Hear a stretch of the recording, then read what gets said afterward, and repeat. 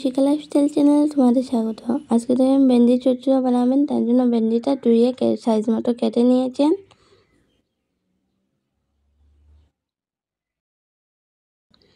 এদিকে দেখো আলুটা কেটে নিয়েছেন, আলুটাও ভেন্ডির সাথে দেবেন।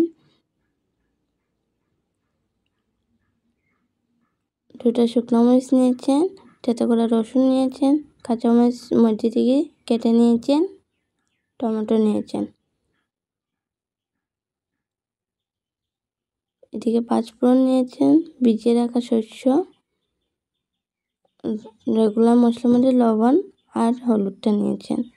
এই কড়াইটা গরম করে তেলটা গরম করে শুকনো মরিচটা দিয়ে দিলেন।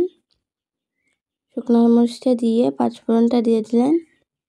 পাঁচফোড়নটা দিয়ে একটু ভেজে আলুটা দিয়ে দিলেন।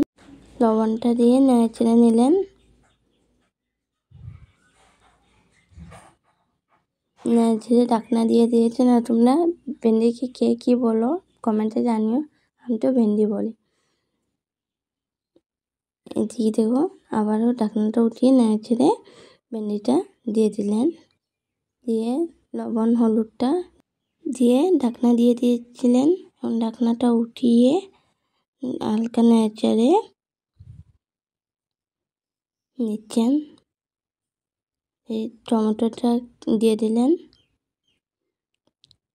থেতো করা রসুনটা,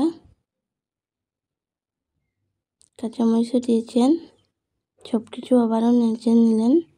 আবার কিছুক্ষণের জন্য ঢাকনা দিয়ে দিলেন।